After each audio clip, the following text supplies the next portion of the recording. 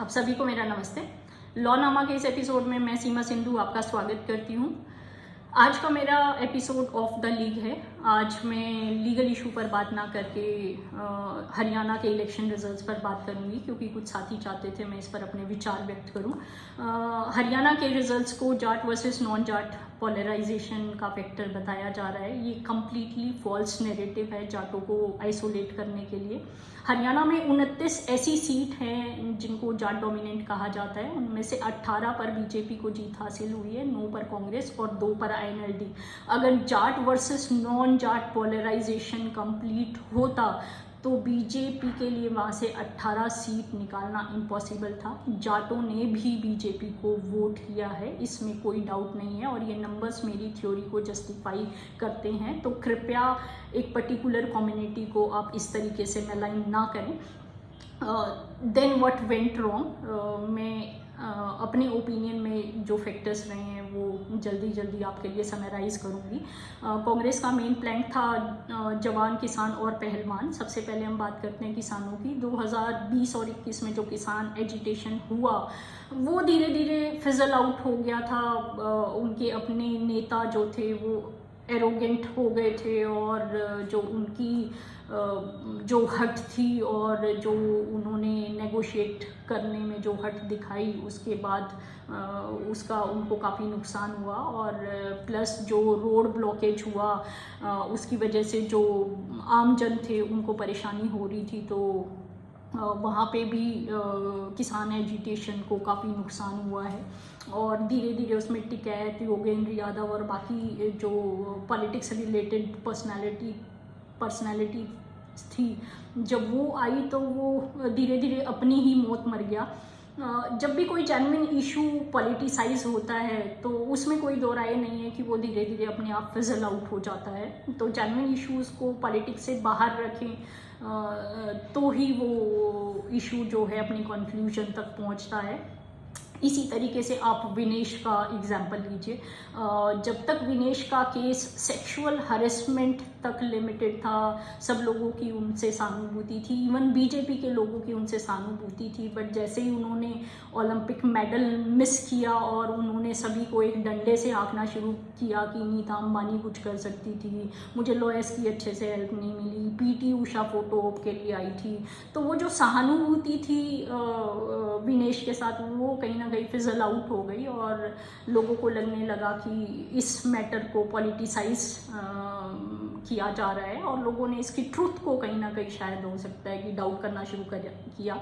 और यही रीज़न है कि विनेश बहुत कम मार्जिन से जीती हैं, मात्र 6000 कुछ वोट से वो जीती हैं। जो तीसरा फैक्टर है अग्निवीर का, कांग्रेस इसको बहुत वेमेंटली अपोज कर रही है, पर ग्राउंड पे जो कांग्रेस का प्लैंक है मुझे लगता है उसके सेंटिमेंट्स जो हैं वो उसके प्रोपोर्शनेट नहीं है। अग्निवीर कोई बहुत बड़ा मुद्दा ग्राउंड पर नहीं है, और ये हम लोकसभा इलेक्शन में देख चुके हैं कि ये वोट में ट्रांजिट नहीं हुआ, और अब असेंबली इलेक्शंस में भी देखा है।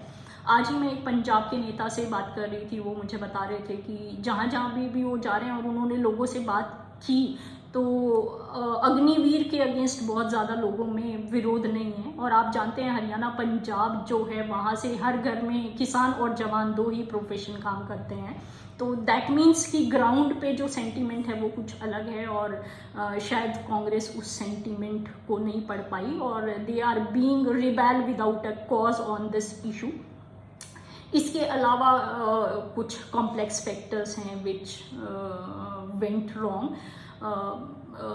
आप दलित वोट्स की बात करें तो राहुल गांधी जो हैं वो अपनी रैलीज में उन्होंने हरियाणा में भी कहा कि वो यहाँ पे कास्ट सेंसस करवाएंगे और रिजर्वेशन को इंक्रीज करेंगे। तो ये जो एक प्लैंक है कांग्रेस का, I don't think this is working at all.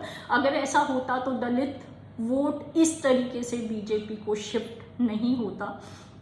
और खाली हरियाणा नहीं, ये जो प्लैंक है कांग्रेस का, उसके बाद बहुत सारी स्टेट असेंबली लेबोरेटरीज में टेस्ट हो चुका है और उसके बाद लोकसभा इलेक्शन में भी टेस्ट हुआ है। उसका कांग्रेस को फ़ायदा ना हो के मुझे लगता है नुकसान हुआ है। नरेंद्र मोदी ने कल अपनी स्पीच में सबसे पहला मुद्दा यही उठाया था कि ये जाति पर जो डिविजिव पॉलिटिक्स हो रही है ये बिल्कुल देश विरोधी है। तो इस पर कांग्रेस को थोड़ा एनालाइज करने की ज़रूरत है। उसके अलावा जो सबसे बड़ा फैक्टर है वो है शैलजा का। कांग्रेस हाईकमांड ने शैलजा को इलेक्शन से पहले कंटेन करने की कोई कोशिश नहीं की और वो ओपनली सीएम पद को लेकर नाराज़ रही। उन्होंने कैंपेन नहीं किया। रिजल्ट्स आने से पहले सीएम पद की उम्मीदवारी के बारे में कौन बात करता है? बहुत कम पार्टीज़ हैं जहां पर ऐसा होता है। आई थिंक ये एक एरिया है जहां पर बीजेपी काफ़ी डिसिप्लिन्ड है और उसका काफ़ी नुकसान हुआ है कांग्रेस को। वो जो वोट बैंक शिफ्ट हुआ है बीजेपी को, वो एक मेजर हिट रहा है। उसके अलावा दलित वोट शिफ्ट होने का एक भी कारण है राम रहीम को जो पैरोल मिली है। राम रहीम के अनुयायियों को अगर आप देखें तो उनका प्रोफाइल जो है वो ज़्यादा दलितों का है, तो उनके ज़रिए भी दलित वोट जो है वो बीजेपी को शिफ्ट हुआ है। तो वो जो सारे नेसेयर्स हैं जो कह रहे हैं कि हिंदू मुस्लिम हरियाणा में या स्टेट इलेक्शन में उतना बड़ा इशू नहीं है, वो मुझे लगता है गलत कह रहे हैं। हरियाणा में अगर आप देखें तो अर्बन सीट जो हैं वो 25 हैं, जिनमें से 17 पर बीजेपी और 6 में कांग्रेस को जीत मिली है। तो अर्बन सीट्स पर हिंदू मुस्लिम एक काफ़ी बड़ा इशू है क्योंकि हरियाणा की डेमोग्राफी है जो वो कम्प्लीटली चेंज हुई है इन सीट्स पर। और रूरल में भी देखें तो कांग्रेस और बीजेपी की सीट्स जो हैं वो 31 आई हैं। 65 रूरल सीटों में से 31 पर बीजेपी और 31 पर कांग्रेस है। और जैसा कि मैंने कहा है कि जाट वर्सेस नॉन जाट नहीं है, जाटों ने भी बीजेपी को वोट किया है। अब उनके अपने अपने रीजंस रहे होंगे। इसके बाद जो कांग्रेस को सबसे बड़ा नुकसान हुआ वो हुआ बिना खर्ची और बिना पर्ची वाला जो बीजेपी का प्लान था। बीजेपी ने शुरू से इस मुद्दे को अपने कैंपेन की हाईलाइट बनाया हुआ था। और आपको याद हो तो नीरज शर्मा ने एक सभा के दौरान ये कहा, कांग्रेस के नीरज शर्मा जो कि फरीदाबाद एनआईटी सीट से दावेदार थे, उन्होंने ये कहा कि मुझे मेरिट वेरिट समझ नहीं आती है, हम तो भर्तियां जो हैं अपने हिसाब से करेंगे, हमारा कोटा है जहाँ से जैसे वोट आएंगे। जब उन्होंने कहा तो मुझे लगता है कि हो सकता है कि स्लिप ऑफ टंग हो गया हो क्योंकि वो बहुत ज़्यादा पढ़े लिखे नेता तो हैं नहीं। उसके बाद सरप्राइजिंगली शमशेर गोगी ने भी असंध में ऐसी ही स्टेटमेंट दी, फिर कुलदीप शर्मा ने गन्नौर में दी, उदय भान ने ऐसी स्टेटमेंट दी, लाखन सिंगला के यहाँ से ऐसी स्टेटमेंट आई। तो ये जो एक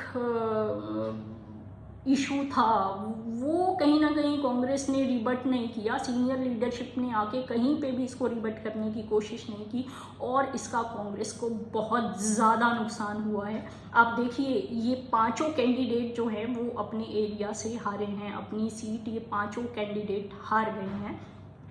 तो ये मेरे ओपिनियन में कुछ मेन इश्यूज थे। और अबव द ऑल मेरे ओपिनियन में जो रिलीजियस इशू है, हिंदू मुस्लिम का जो इशू है, आई थिंक वो अब नेशनल इलेक्शन तक लिमिटेड नहीं है और हरियाणा की पॉलिटिक्स में भी वो जो है वो एक बड़ा मुद्दा रहा है। जैसा कि मैंने आपको पहले बताया कि अर्बन सीट्स 25 सीटों में से बीजेपी 17 सीट पर आई है, कांग्रेस को मात्र 6 सीट हुई हैं। और रूरल में भी बीजेपी की 31 और कांग्रेस को 31 सीट मिली है। तो कहीं ना कहीं जाटों ने भी और जो और जातियां थी उन्होंने भी कांग्रेस को इतनी स्ट्रॉन्ग एंटी इनकम्बेंसी वेव के बाद वोट किया है। तो ये सब फैक्टर्स मुझे लगता है कि इन सब फैक्टर्स के बीच कहीं ना कहीं प्ले हुआ है हरियाणा इलेक्शन में और इसलिए ये शॉकिंग रिजल्ट आए हैं। तो कृपया इसे जाट वर्सेस नॉन जाट का फैक्टर करके किसी जाति को आइसोलेट ना करें। It was a complex factor of lot of other issues as well. I hope आपको मेरा प्रोग्राम पसंद आया। कृपया मेरा चैनल सपोर्ट और सब्सक्राइब करें। नेक्स्ट एपिसोड तक के लिए आपका बहुत बहुत धन्यवाद।